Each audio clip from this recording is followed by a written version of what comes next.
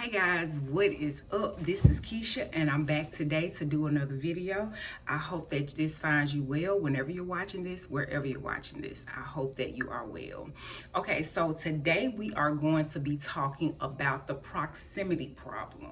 Why family and friends struggle with your growth. Envy tends to thrive closest to home because it's not strangers that struggle with your growth.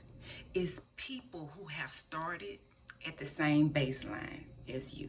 They struggle with your growth. When you grow, you change, or you succeed, people around you may have a problem with that. It shows that they just choose to, not grow or stay stagnant.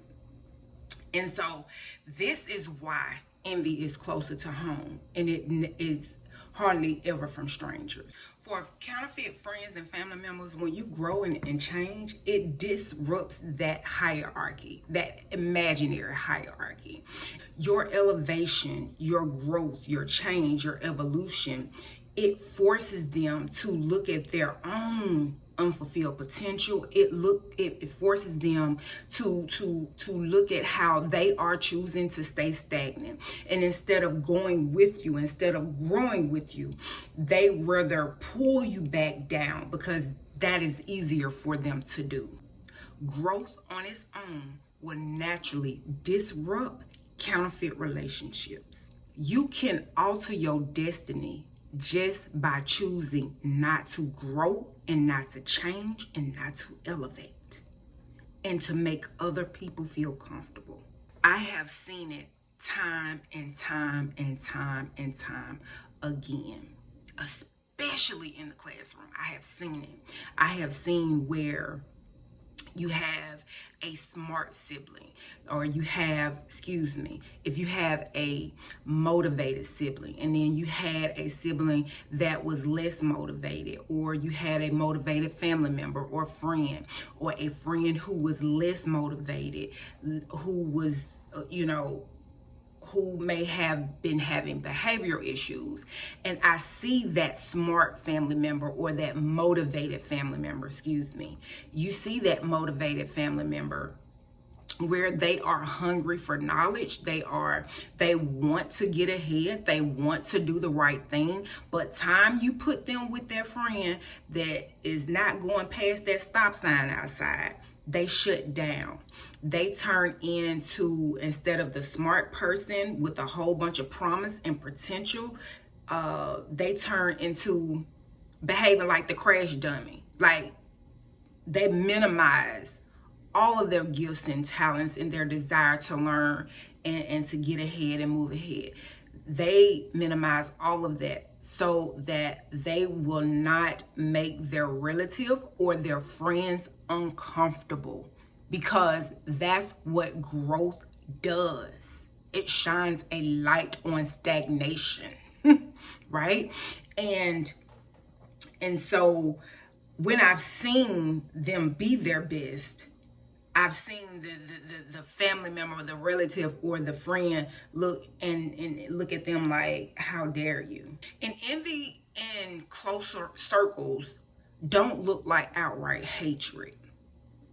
This is how it looks. It's like that joke that stings or has a sharp edge to it, and it's like, like, really, you said that? Like, it's a joke, right? But you really mean what you say, but you just came off, you know what I'm saying, you gonna wrap it in a joke, but you really meant that. And it's like, I see you got your brand new car. Don't forget about the po folks. Don't forget about the little folks down here. Why you want to be little? Why you want to be down there? Anyhow, oh, don't get a promotion. Instead of saying that you're qualified and congratulating you, it's like, oh, wow, how you get that job? You really qualified for that? They changed the qualifications or something? How you get that? Like really? So when somebody come with these upward, sideways, backhanded comments, I want you to remember that. I don't want you to remember because I want you to hold a grudge. I want you to remember that, because that is a problem and a symptom of something much bigger. And I'm going to get ready to close with this. How do you handle fake people without cutting them completely off? When counterfeit behavior is coming from blood relatives or somebody that you sleeping with or somebody that you living with or are in close proximity to, cutting them off is not always the answer. Blocking them on the phone may not always be the answer. It may be the reaction that, you may want to implement, but it might not be that simple. However, information starvation is. You starve them out. You change your conversation. Stuff that's intimate, that's close to your heart, you keep it to yourself. Point blank and period. Stop sharing your deepest dreams, your deepest secrets to somebody who is serving as a nightmare in your life. Don't do that. Stop. We feel like we got to share everything. You don't. We feel like we got to share everything with the person we sleeping next to. You don't. You really don't. We feel like we got to share everything with our relatives. You don't. You really don't. You got to put them jokers on the information diet. You got to put them on the information diet. Again, they thrive off of what you tell them. Stop being a blabbermouth. And to you, it's just innocent conversation. But to them, they taking note. And it's important that you put them on the information diet, because you have to stop looking for them to say that they are proud of you. You have to stop looking for them to cheer you on and win when it looked like it. They had a whole stomach bug face. They have a whole stomach virus face when it's time to celebrate you. They really do.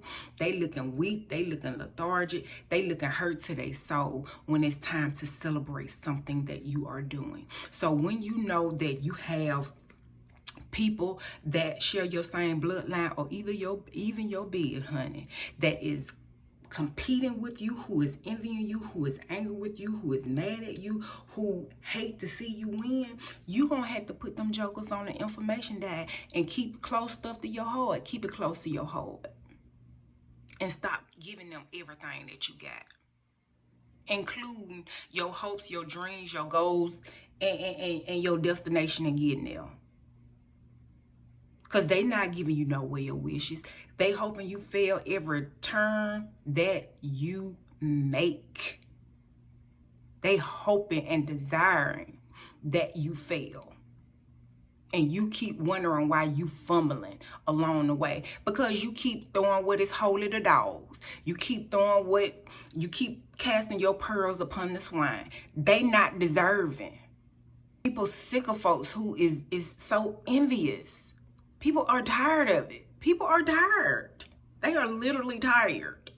Why people with your same bloodline can't learn to celebrate you? That's difficult. It's hard. Because you want your family to be there. You want them to celebrate you. But that is just not always the case. And you're going to have to get to the point where you're okay if they aren't the ones to celebrate you. It is absolutely okay. It is not the end of the world. It may feel like it in that moment, but I promise you that too shall pass. I'm going to go ahead and end the video here. Don't forget to subscribe, like, and share it, and comment down below if you're in a season in your life where you are having to keep what is private. If you're having to move in silence, right? You're going to be further along because of it, I promise you. All right, I'll talk to you guys later. I hope you enjoyed this video.